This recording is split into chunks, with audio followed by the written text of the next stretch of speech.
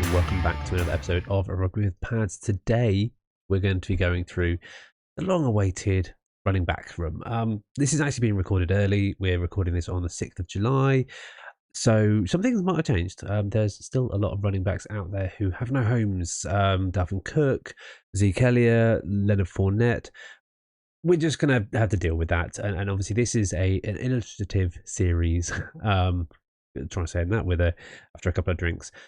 It's an illustrative series that we're trying to just get the mentality of running through tiers. Obviously, when we come into proper draft season, when we're getting into early to mid-August, we'll probably take a relook at this. I'll be publishing for any subscribers on my Buy Me a Coffee, so rugbywithpads.com. I'll be publishing updated versions of these closer to the time so you guys can take a look through. You can edit these things. I'm going to give values based on ADP as well. So there's going to be more beside. This is a very simple way of looking at it, but it gives an idea of where to start if you're looking to create this thing of your own. And today we're going to go through this and take a look at running backs and where we think they're valuable. I mean, running backs are always, or since I've started playing fantasy football, I've always been the key position to get right, because if you get it wrong, there aren't enough available. Obviously, they are eminently replaceable. I think we've seen that in the past couple of years with Christian McCaffrey going down and Elijah Mitchell being a great replacement. Loads of other examples. Too many to think of, but the fact that the NFL values Alexander Mattison as much as they do Dalvin Cook, or getting the relief on their cap that Dalvin Cook gave them, kind of shows you how the running back scene is kind of changing a little bit. And I don't think it favors running backs in any degree. But enough about the politics. Let's get straight into the tier maker, and hopefully this time, unlike the wide receivers, hopefully I can recognize most of these names, because I think I've got a better chance. But let's see how it goes. Right. Hopefully you can see what I can see here. I'm just checking OBS. Yes, you can. Definitely fantastic.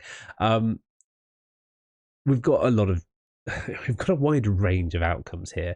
A, because there's a lot of running backs, and B, because I do think there are more gaps. Unlike the top kind of 5 quarterbacks and wide receivers who are 30% better than others, there is definitely a bigger gap amongst the haves and have-nots. If you don't get one of the top 5 running backs, you're going to notice a difference on your team week on week.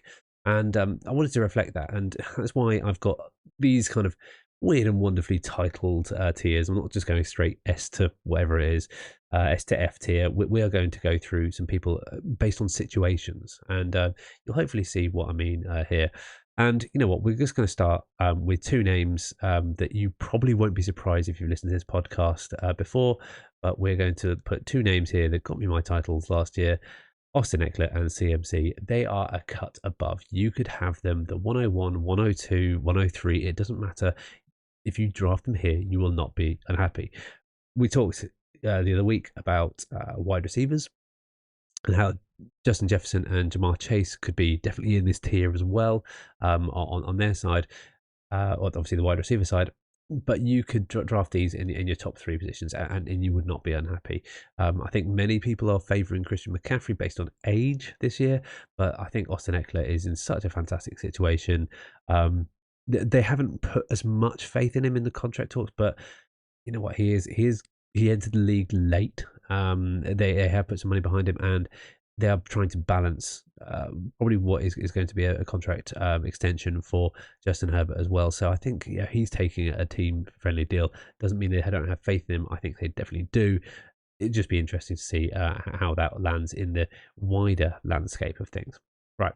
We're going to go with the guys next who I see as being the really elite guys. And you know what? I'm looking at my rankings on the other screen here, and I'm going to make a little bit of a change. I'm going to elevate Josh Jacobs as being a big favourite. And I'm seeing this in a PPR lens, but Josh Jacobs, I think, is a fantastic. I think he broke out last season after not getting his 5th-year option renewed. He's potentially going to be playing on the tag this year, which means he's going to be playing for about 11 million. But yeah, he had an absolute breakout last year, and we hope the best for him. Alongside him, we've got Jonathan Taylor, who, although having a bit of a naff year last year, I still think has so much talent, and I think you can't write him off, especially in that scheme. I think it's going to be run heavy, especially with Anthony Richardson under centre.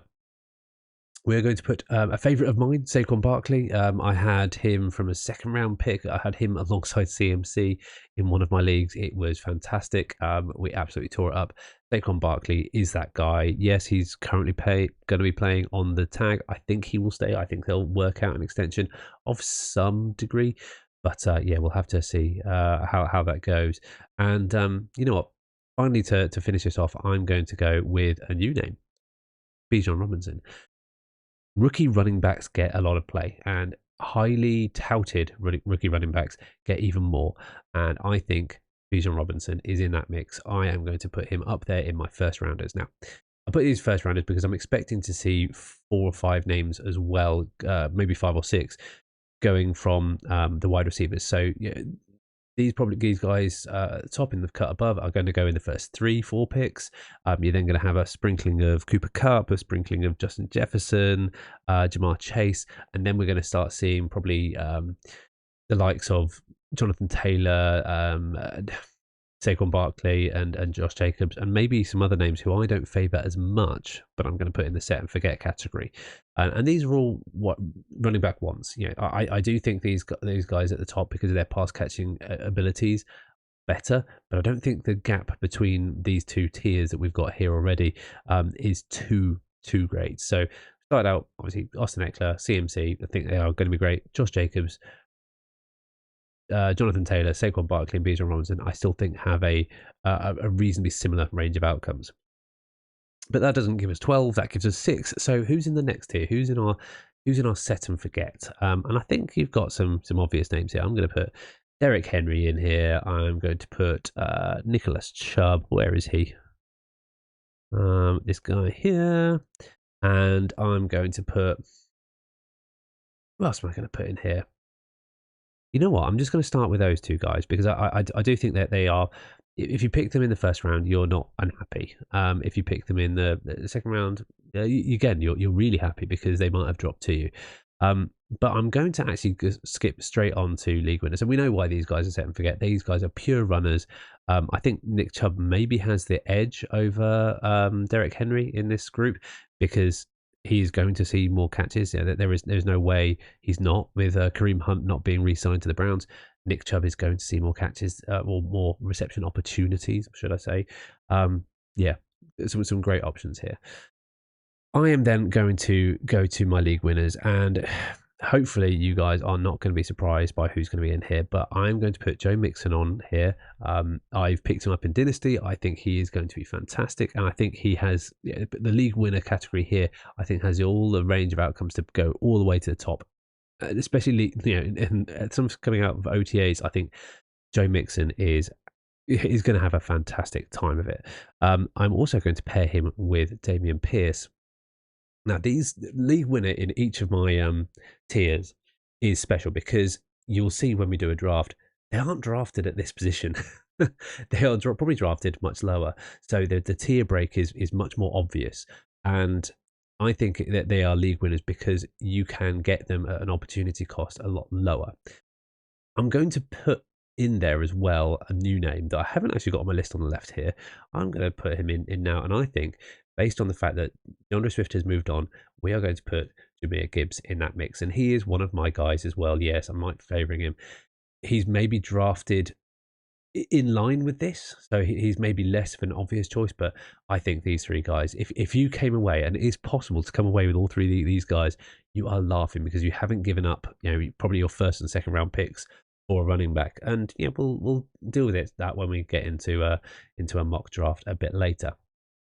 Now, I'm going to go into the next one because I put him so let's just do a quick rundown. Austin Eckler, CMC, Josh Jacobs, Jonathan Taylor, Saquon Barkley, and Bijan Robinson being our kind of first round group. tail end of the first round, you're probably going to see Nick Chubb and Derrick Henry. Then we've got league winners who I think are going to go anywhere between the second and fourth round, and probably Damian Pierce is going to get the lowest out of those lot.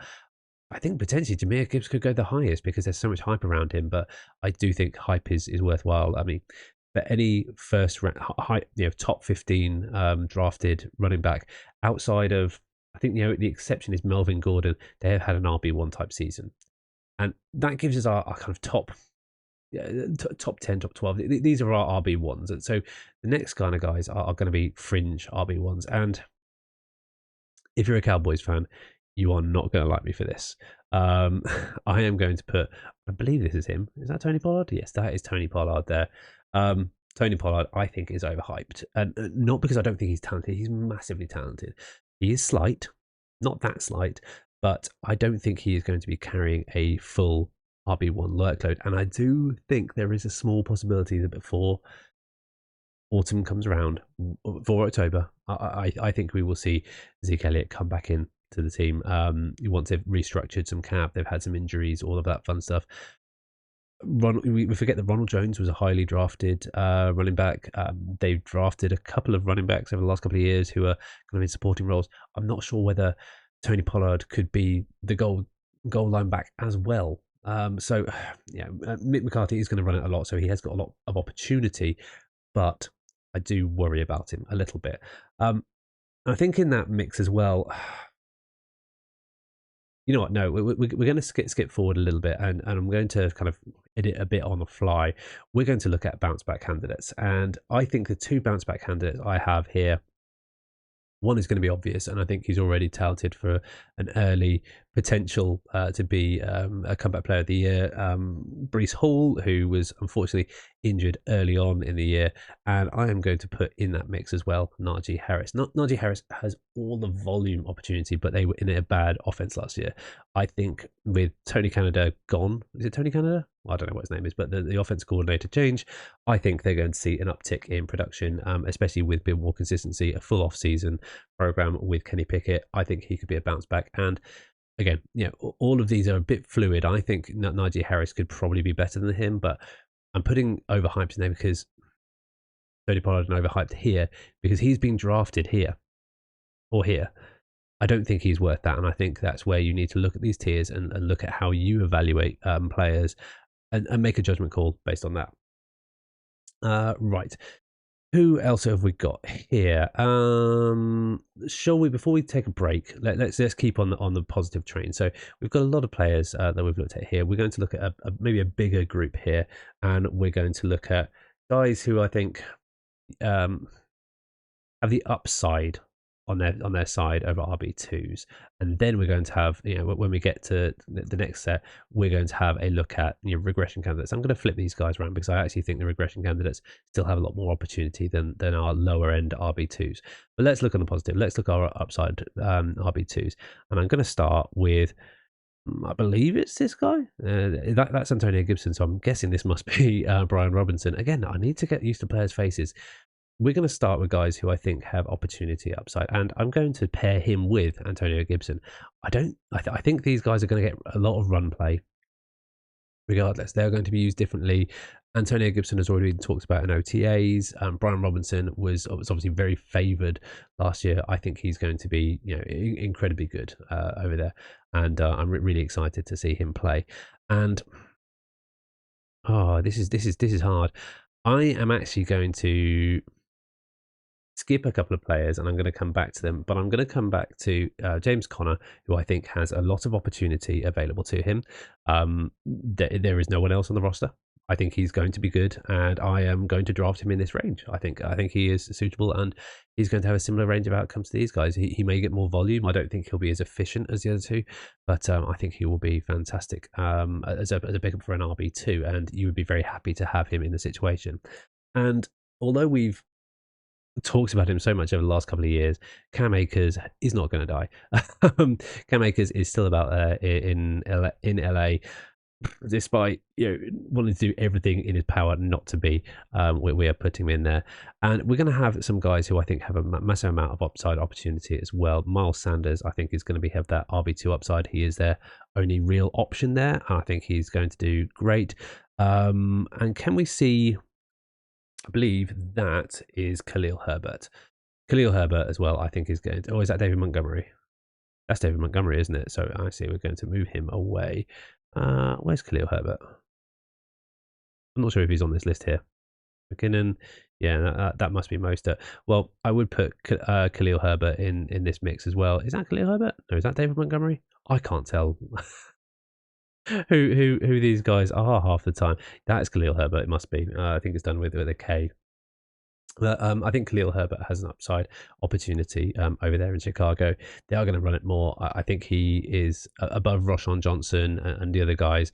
I think he has a chance to break out. He showed flashes both in the running and catching game last year, and I do think he's got a decent opportunity there.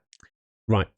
That's almost halfway through the list, so it's a big old list we've got here. We might not get through all the names, we might not assign everyone, we might jump up and down a little bit and do a review after the fact, but yeah, let me know what you think so far, guys, and I will join you on the other side and we will go through the other half.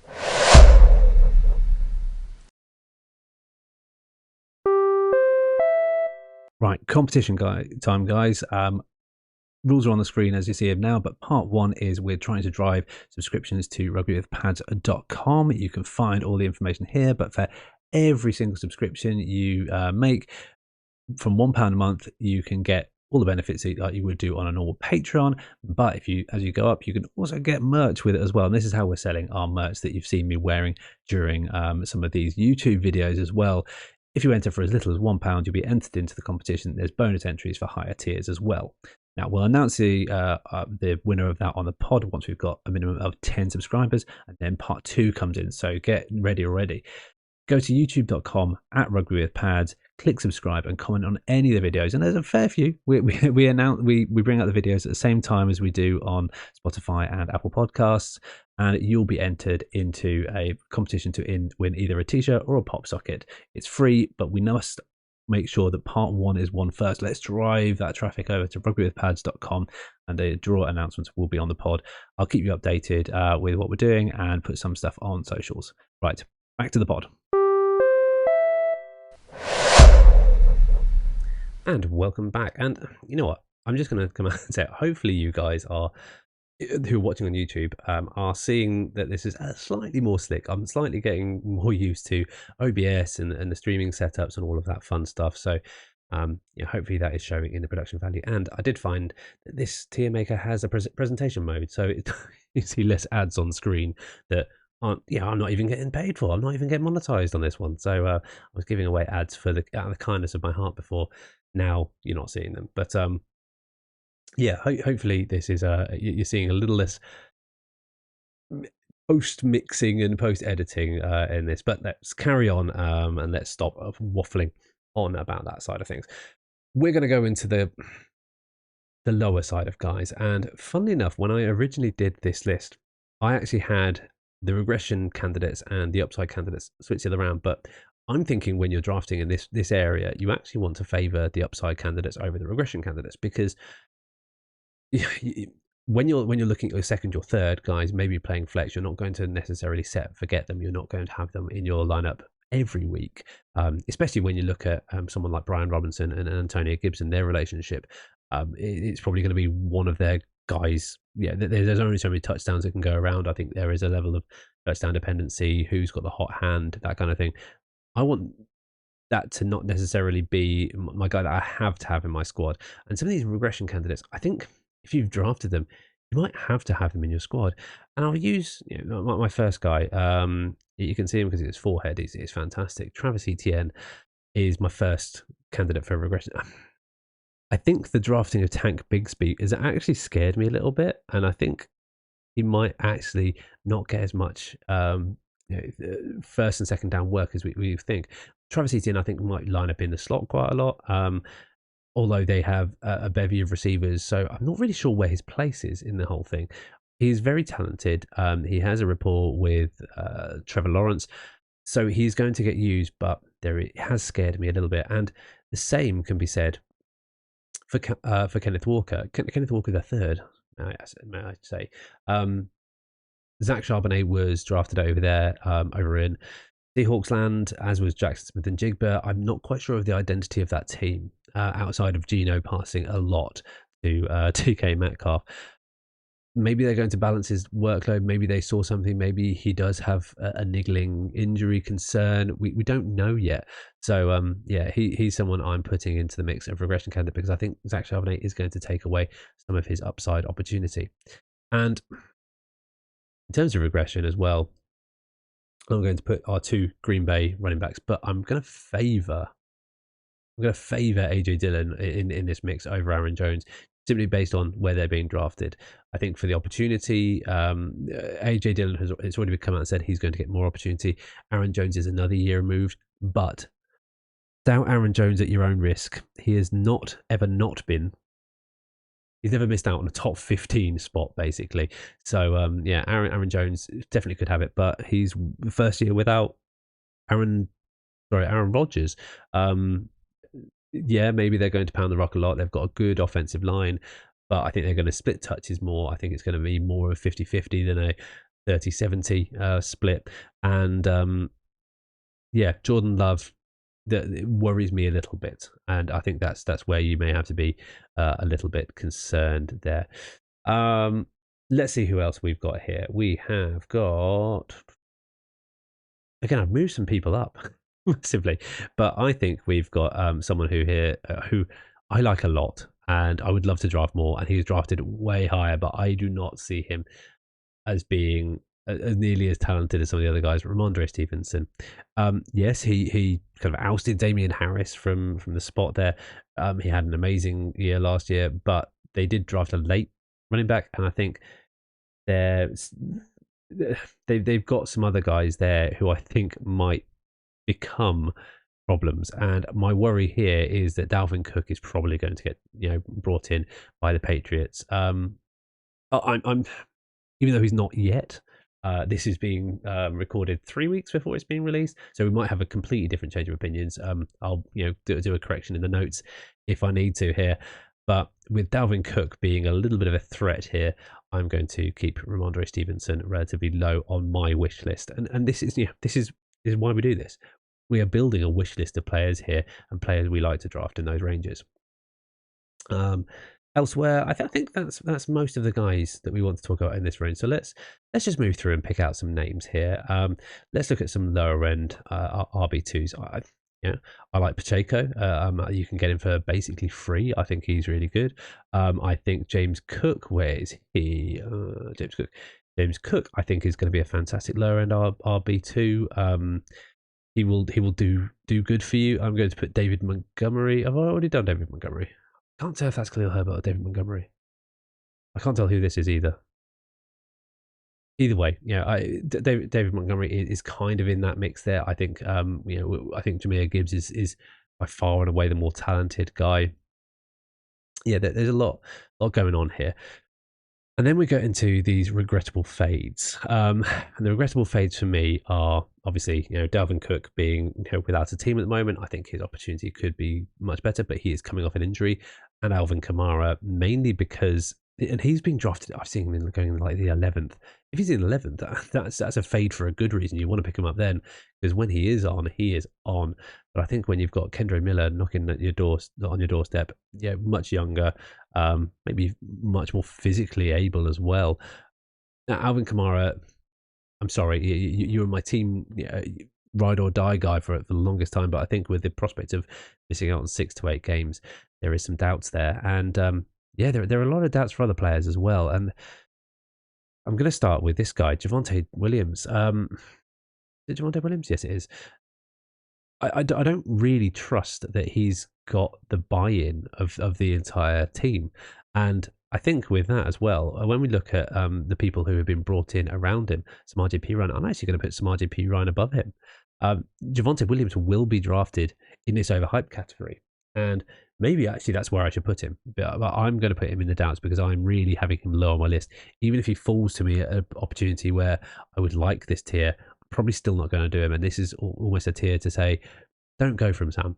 You don't want any of this, because I think the risk is far too high. I have a couple of other guys in this room as well. I've got Rashad White. Rashad White, yes, had a fantastic season last year, 50 catches, I believe it was, which is the highest amongst rookies. But yeah, I didn't believe in his raw ability and his ability to oust Leonard Fournette. It's a shaky team. I think it's a shaky team that are going to collapse a little bit. I think they're going to push to get the ball to Chris Godwin and Mike Evans, because the defense isn't nearly what it was. The offense is still okay, but I don't think they're going to be reliant on the run nearly as much. So he is definitely in my doubts category. And then we go for the guys who I think are handcuffs, and then we'll just do a bit of a mop up, shall we? We'll see who's left on our list. A lot of guys, again, who I ashamedly don't really recognise. There are some really good handcuffs that I would like to kind of draw your attention to. We've got Jamal Williams. I think is going to be good. Antonio Gibson was in here. I think Zeke Elliott, wherever he lands, is going to be a decent kind of guy. I've got Devin A.K.A in here, who I like better than a lot of guys. I've got Damian Harris, who I think is going to be a really good pairing. If you have Damian Pierce, I think it's a case of, right, well, he is. No, it's not. Actually, no, where's Damian Harris? Damian Harris in Buffalo. Ooh. Yeah, I still think he's a handcuff. I still think the opportunity for James Cook is better there. Who's the guy? Devin Singletary. He's definitely going to be that handcuff. He was in Buffalo, that's right, and now he is in Houston behind him. I think he's a good opportunity to pick him up late. I really like the opportunity for Rashad Penny. I think he's going to be an interesting play. I like Jarrett McKinnon as well. Who are these guys? I really like Gus. I think J.K. Dobbins. J.K. Dobbins I'm going to put back in bounce back candidate, because I think he's going to be interesting there. Tyler Algier is a really good handcuff and stash if you've got this. And these are guys that you are probably wanting to draft in the 11th round or later, in my opinion, because I don't think they have an immediate value for you. Outside of that, I'm going to push up Mattison to a low end RB2, because I just don't think he has the talent to win out there. And I can't recognize a couple of guys. I'm going to put DeAndre Swift. I like Penny more than DeAndre Swift, but I'm going to have to put him in the same candidate, because they're just stashes until you realize who they're going to be. DeAndre Swift is going to get drafted in this upper range, but this is again just a signal that I am not liking his opportunity cost here. And outside of that, some of these guys, I don't recognize all of the names here, all of the faces, but this gives a good representative view of the league. So just to recap for those of you listening on audio, in the cut above, we have Eckler and CMC. In the first rounders, we have Jacobs, Taylor, Barkley, and Bijan. Set and forget the guys who are going to be running and pounding that rock. Again, that sounds weird in English, doesn't it, rather than American? I think if I was more American, that would sound better. But we've got Chubb and Henry. Your league winners, the guys who I think are going to be better than advertised. We've got Mixon, Pierce, and Gibbs. In our overhyped category, standing alone, we have Tony Pollard. Bounce back candidates who I really do like. We have Breece Hall, Najee Harris, and J.K. Dobbins. J.K. Dobbins I didn't give enough airtime for earlier. Upside RB2, we've got the guys over in Washington. We have Connor, we have Akers, Miles Sanders, and David. Still not liking David Montgomery, but he does have upside RB, because he's probably going to be the goal line back there. So yeah, let's keep him in there. And this is a PPR format. He's still got upside. I still probably got upside week on week as well. The regression candidates who I think are going to get more play, but maybe not be as efficient as the guys in the upside RB2 range. We've got ETN, Ken Walker. We've got the guys over in Green Bay, AJ Dillon and Aaron Jones, and Ramondre Stevenson, who I have soured on. I just got it in my head. I just don't think he's going to be quite as good. We've got Pacheco, Cook, Samaje Perine, and Mattison, and lower end RB2s, and that's James Cook, who I am putting above the regrettable fade of Dalvin Cook, his brother, and Alvin Kamara. Both names that I would have sought after years gone by, and I just can't justify it to myself. I think there are doubts in Javonte Williams and Rashad White. Javonte Williams definitely, with the fact I've put some RJP run based on this as a PPR league as well, PPR draft that I'm looking at. Yeah, that's where I'm looking at those guys. And then in my handcuffs and stashes, I've got Jamal Williams as a Kamara stash. But you can put Kendrick Miller in here. You can put a load of other guys. Zeke Elliott, because I think he will find opportunity wherever he goes. Damian Harris, Singletary, Penny, and Swift over in Eagles. And it's just going to be see who's going to emerge, because I think it could be both of them potentially. And then I've got Jarrett McKinnon, Gus Bus, and Tyler Algier to finish my my set. So, with that all said, we're going to move on in a minute to a draft, and we're going to be doing a running back focus draft. We'll see how it all works out. I'll have it on the side. We'll do the split screen thing, and I will see you in just a moment. And we are back, guys. The second time trying to record this because the first time it corrupted for some reason. But we're going to try and go through our draft, focusing on our running backs. And I did a randomizer. I got the 5th slot, so I'm going to try it again. And we are going to start from here. Now, the 5th slot, I'm not expecting to get Christian McCaffrey or... oh, okay. Maybe I wish this into existence, but I have an opportunity for one of my guys who are cut above. If you get an opportunity at this space, do not miss out on these two guys. They are different makers. Christian McCaffrey goes 102. Bijan Robinson jumps up and goes to the 104. Obviously, someone who thinks there that they've got more opportunity in the passing game over there in Atlanta. I'm going to go with Austin Eckler. Easy. I was tempted to try and create a shirt saying my 101 just for Austin Eckler, but I don't think I could get the branding for that right. If you are a creator of graphical art and all that fun stuff, let me know. I'd love to do a collab with the listeners. Elsewhere in the first round, we go with Jonathan Taylor, Saquon Barkley, Josh Jacobs, who is one of my last guys in that tier, and then Nick Chubb finishes off there. We then have Derrick Henry available to us at the end of this tier, but I think because I got such a great cut above player, I want to make sure this team is balanced, and there are guys who will probably come back to me, if not 2 guys, and I want to see how this works out, who are going to be in my league winner tier. This is a league lineup that I have to play 2 running backs and I get a flex. I'll probably play a running back in the flex because it's a running back draft, but I'm looking at who's available actually. Maybe Derrick Henry is the play. You know what? To go by what I said, and I'm doing this in a running back focus draft, the best player available here, and if you can get him at the 208, that's incredible in a 12-man draft. Derrick Henry is fire. So I'm going to go with Derrick Henry, mainly for the opportunity cost. At the turn, we don't have any running backs going. We have Tony Pollard. Tony Pollard goes that early. That's crazy to me. Then we have a decision to make. So Tony Pollard and Najee Harris. Najee Harris being one of my bounce back candidates. I don't think Breece Hall's gone yet. No, he's sitting up there, available at that next slot for me. We then have some guys who I think are overrated. Ramondre Stevenson, Travis Etienne, I've got them further down the list, so I'm going to completely ignore them. Kenneth Walker at this height, yeah, it's not for me. Now, I'm thinking about who's going to come back to me. I've got a lot of picks left, and if I look at running back, I've got a chance for Joe Mixon to come back to me. I've got a chance for Jahmyr Gibbs to come back to me.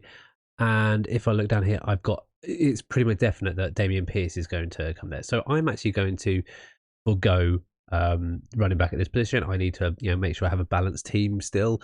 I'm still thinking about the running backs, but there's a lot coming.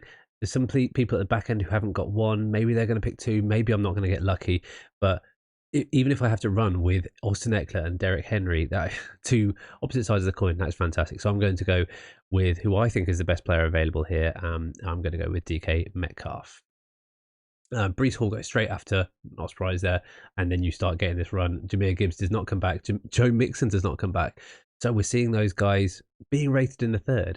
So the guy in that tier break at league winner who has still got a huge amount of value is Dameon Pierce. And this is interesting. So I'm back on the clock now. Kenneth Walker's gone. Aaron Jones is gone. Guys who I don't rate at their value here. So I am pretty much avoiding, and this is how I'm building my draft capital. But I've got some players who I think could be really, really really fantastic. And I'm going to pick up on DJ Moore. I think I'm going to reach a little bit because he is, if you remember my wide receiver episode, he is in that tier of wide receivers that I think is going to be brilliant. We are probably going to get maybe two, maybe three more wide running backs drafted, although we'll probably see Justin Fields go off the board, probably see DJ Moore go off the board. You know what? I'm going to take DJ Moore. The fact that I might do a little bit of stack, and this might not be as wide as a running back heavy because I got so lucky with the running backs in my first lot. J.K. Dobbins goes, Justin Fields goes, so that takes away that decision. And right at the top of my list, and at the end of that tier break, then it goes down to, I think about who's left next.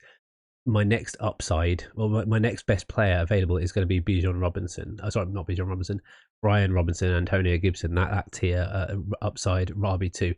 I'm going to take someone who I believe is going to be an RB1 still and own that position. And in my opinion, I've got three RB1s and two wide receiver ones. This is turning out to be an amazing draft. Of course, it's good. I'm drafting for the 5th position.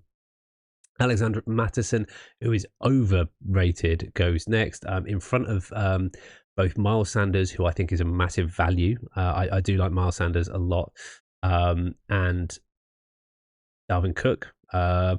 James Conner goes at the start of the 6th. Feels about right, and that's when we're getting into this tier upside RBs. Rashad White has gone a lot higher than I recommend him, as has DeAndre Swift. I'm avoiding DeAndre Swift. I'm massively fading him.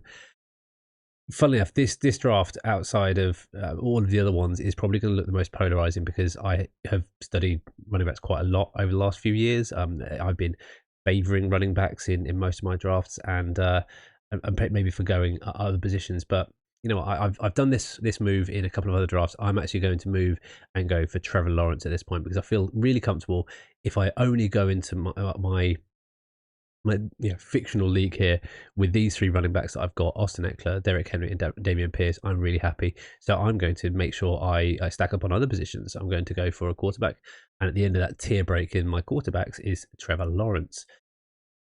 Straight after Cam Akers and Alvin Kamara, and you know what, guys, this is against the computer. This is probably doesn't speak highly of the competition, really, but I am not expecting there to be this level of simplicity. I mean, it's mainly going on ADP and plus or minus three or 4 on this. In your home league, it's going to be very different. This is probably more similar to an expert league, which many of you aren't going to be in. I'm not invited to an expert league this year. I'm hoping to be at some point, but we'll have to see closer to the time. But yeah, I'm left with some decisions to make now, and Javonte Williams is screaming at me in the face here. We've just had David Montgomery and Isaiah Pacheco go, who I do rate both higher than Javonte Williams. Yeah, I'm not really seeing a huge amount of value here, and that's my thing. I think the next value player I've got is maybe James Cook. He might even come back to me. There's a lot of players without quarterbacks, and I think we could see a quarterback run. I haven't got a tight end, so I'm actually going to reach, because it's going to be a little bit longer to get back to me. I'm going to look for that stack, and that's always, it was always interesting to look at the stack to elevate players. I do like Pat Freiermuth a lot, but I think Evan Engram could have another good season, especially if he's paired with Trevor Lawrence. So I think it elevates both of them there. So through the first 7, we've got Austin Eckler, Derrick Henry, Metcalf, Moore, DJ Moore, that is, Dameon Pierce, Trevor Lawrence, Evan Engram, and unfortunately Javonte Williams and James Cook both go. So I'm now looking at, who's my next guy, and 2 guys who I think still are in that upside running back 2 position are Antonio Gibson and Brian Robinson. ADP would suggest that AJ Dillon's the play, and for many people he probably is. I think at this point, if you've got a homer pick, that's always an interesting one to do. But I probably want to go in with 4 players here in my running back draft. And I think there's still upside. So I'm trying to think who's left. Who's left that I like. I don't know if I can rank who's left. Antonio Gibson, Brian Robinson, I like both of them. Samaje Perine there. I think that might be the play, That might be wait another one and go for Samaje Perine because he's the tier break there. Although I do have a massive upside on these guys, but these guys aren't going to play as much. And I probably do need to have a 3rd wide receiver. And Brandon Cooks is looking really, really tasty at that position. I think he could have a lot of play. I also like Gabe Davis. You know what? I'm because it's almost inconsequential, this draft, I'm going to go with Gabe Davis because I actually like him as a player. I do think I'm a bit more high on him than a lot of people are. Gabe Davis, and he's in my dynasty squad. Brandon Cooks goes straight after A.J. Dillon, Antonio Gibson, Zach Charbonnet, Quentin Johnson, Tua Tagovailoa, and it's back to me. I'm still left available with Brian Robinson, and you know what? As a fourth option, getting him in the ninth, I really like him. Smart JP Ryan's not going to come back to me, and this is the kind of conversation you need to be having to yourself in your head. If I wait or if I stall, who am I next going to get? And you know what? That is, it gives me a positional advantage at that position. I'm going to go and pull the trigger on Brian Robinson. I think he is going to have RB2 with a plenty of upside. He is not much different to a lot of these guys, given the right circumstances. So he's going to go. Jamal JP Ryan didn't get back to me. Rashad Penny didn't get back to me. Jamal Williams didn't. Devin A.K.A. and Khalil Herbert, again, who I don't know his character model, what he looked like. So he's gone there. And you know what? Now I'm going to start filling out the rest of the squad with people who I think have upside and could be complementary to my team. There's no one here I really like. I feel like I've got 3 wide receivers here. I probably do need to pick up a couple more wide receivers. I'm going to look at Adam Thielen because I think he could be the number 1 in that group over there in Carolina. Elijah Moore is interesting to me. Not that interesting. I think he's gone up in my estimations a little bit. I'm then looking beyond that. Jonathan Mingo, don't like that. Rashee Rice, don't like that. Sky Moore, I think he could be better than Rashee Rice. But yeah, there's a drop off there. So I think I'm going to reach a little bit and go for Adam Thielen based on the fact that I'm happy with whoever I get in the 11th or 12th. No more running backs going before it comes back to me at the 11:05. I'm going to take Darnell Mooney, I think, because no, I'm not. No, because there's a competition there, but he's a handcuff. Got 4 wide receivers. These are just bonus picks. So, you know, because these are bonus picks, because I've got 4 wide receivers, 4 running backs, 1 tight end, I probably need to go for another tight end who I think has a lot of upside. And funnily enough, I feel like in the first 6 weeks, and this is a player that you could drop, the first 6 weeks, I think Sam Laporta has a massive upside because there are less pass catchers available there. Yeah, Jahmyr Gibbs is probably going to be the guy, but if you're looking for edges at certain positions, he stands a chance and stands a chance of having a breakout. Maybe not quite as talented as Dalton Kincaid, but Sam Laporta, get on my team here. We then get a run of back end running backs, and as I said, the handcuffs and stashes, they're going to go late. Damian Harris, Elijah Mitchell. It was Elijah Mitchell, one of those characters, one of those guys that I didn't recognize. Tyler Algier goes, who isn't on, you can't see on the screen, but he's at the end of my handcuffs and stashes list. Jarrett McKinnon, who I think is a good value. Donta Foreman, who I didn't even think about in that list, but I don't, kind of, you're seeing these guys, you could pick any one of these guys and they could have value or not. And it's a running back draft. So I'm happy with wide receiver. I'm generally happy with running back. Brian Robinson is the only question because there is competition there. So let's go with another player who I think stands a chance to break out in the first year. I'm going to go with Kendre Miller. And that completes the draft. So the final squad, at QB, we have Trevor Lawrence. We have Austin Eckler behind Derrick Henry as my RB1 and 2. That was nuts. I love that. Wide receiver 1, DK Metcalf, followed by DJ Moore, who was a bit of a reach, but I'm happy I did. Evan Ingram as my tight end 1, Damian Pierce in the flex, and on the bench, Gabe Davis, Brian Robinson, Adam Thielen, Sam Laporta, and the rookie Kendre Miller. Yeah, I really like that draft. So let me know what you think. So that's 3 drafts, three drafts. It'd be interesting if I put them on screen, maybe. Which one you think is the best out of the running back draft, the quarterback draft, and the wide receiver draft that we've done over the last couple of weeks? I think out of all of them, probably the wide receiver one felt the best. I don't know why, and that was quite at the end. Maybe I'm just learning where I like drafting from as well in a 12-person league. But yeah, you learn by practicing, and that was one of the first draft 101 points. practice, and evaluate yourself afterwards. Take a look back at your draft picks. They stay in. If you're in Sleeper, they stay in Sleeper. In other platforms, they don't, maybe. But just take a screenshot. That's always all you do. Send it to your friends. Let them know, that you'd like some feedback. But that is all we have for you today. Hopefully not too much of a monster episode. We will be back next week with tight ends. Yeah, tight ends. Tight ends is going to be a much shorter episode because it's a much shorter much shorter pool of players, but should be fun nonetheless. And maybe we'll get a chance to draft Travis Kelce and see how that affects our team. Spoiler alert: it probably would do a lot. Thank you so much for listening. As always, you can find me on all the socials. I'm also on Threads now. I launched that this morning. Don't know what it is, but it seems okay, and maybe it's going to take over Twitter because Twitter is awful now. But you can find me at Rugby with Pads. As always, you can support the pod. You can find probably in this video and this audio, you will have heard the competition. Please go and support the pod at rugbywithpads.com. You can do it for as little as £1 a month, even if you're only for 1 month. It helps keep the lights on and helps me keep producing content for you guys to listen to. Thank you so much for listening. Really appreciate it. And as always, I will see you on the virtual gridiron.